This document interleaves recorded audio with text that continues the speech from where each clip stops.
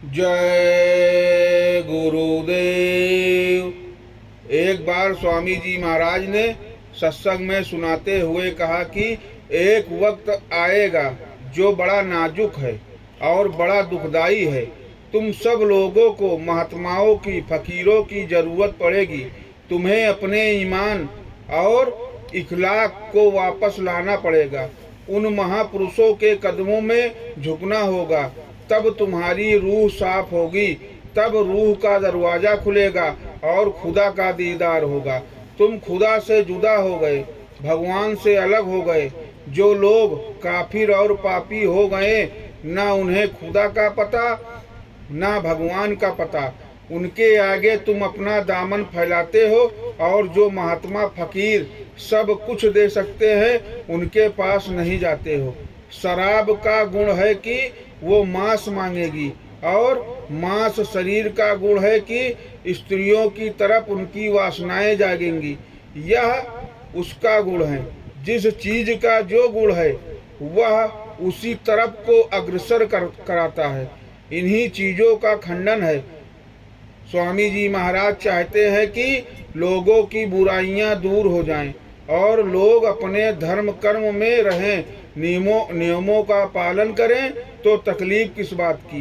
किसी भी सत्संगी के यहाँ यदि उसका पहले का खान पान ठीक नहीं रहा है तो संकोच में पकड़कर भोजन नहीं करना चाहिए। ऐसा करने से कर्मों का भारी बोझ जीवात्मा पर आता है।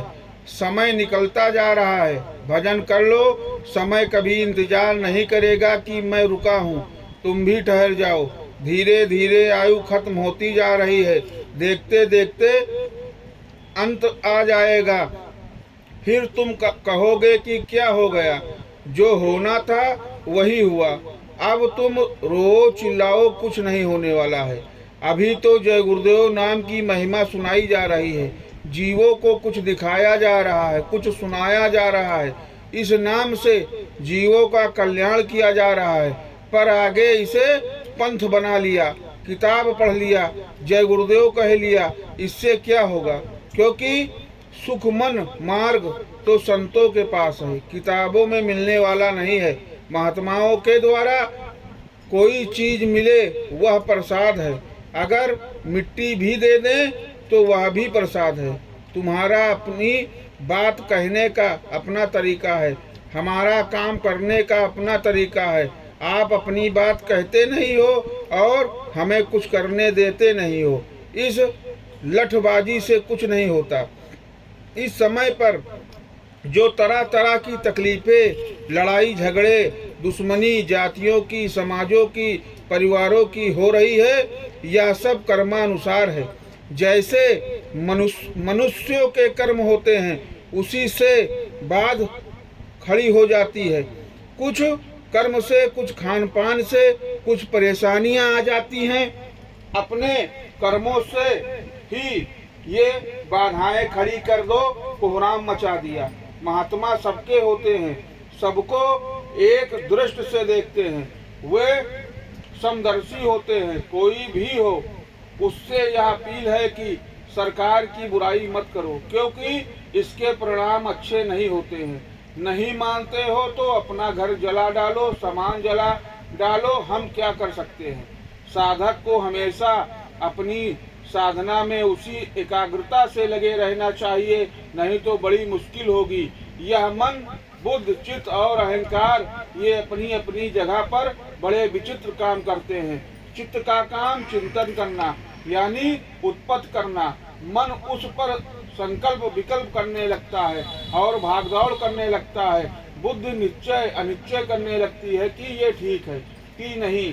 तब अहंकार दीवार बनकर खड़ा हो जाता है और सत्य को असत्य कर देता है। बुद्धि को सही रूप से प्रबल होना चाहिए। बुद्धि सही नहीं होगी तो अहंकार ले डूबेगा। ये जितने औजार हैं शरीर के अंदर, वो सब सूरत के प्रकाश से ही काम करते हैं, सूरत से ही ताकत लेते हैं। सूरत निकल जाए तो ये काम कर ही नहीं सकते। जब प्रेमी जन ठीक से लोगों को समझाएंगे, बताएंगे तो ऐसी बात नहीं है कि लोगों को समझ में नहीं आएगी। लोगों की समझ में आएगी, उनमें उत्सुकता होगी, जिज्ञासा जागेगी सत्संग के लिए, मानव जीवन सफल करने के लिए। लेकिन जब वो ठीक से नहीं बताएंगे, नहीं समझाएंगे, तो लोग तैयार नहीं होंगे, घर में ही फंसे रहेंगे। क्योंकि गृह कारज नाना जंजाल, गरज दुखदाई है, गरज में स्वार्थ है, स्वार्थ अंधा होता है, उसमें ना घर का भला ना बाहर का भला और ना परमार्थ बनेगा, जानी दुश्मन बन जाते हैं जहाँ स्वार्थ पूरा ना हुआ।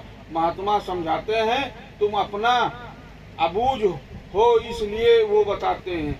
विकारों में फंसे हो, वो बचाना चाहते हैं, किसी की निंदा नहीं करते। यह रास्ता समर्पण का है, जिसने समझ लिया उनका काम बन गया, जो नहीं समझे बूझे वो गिर गए।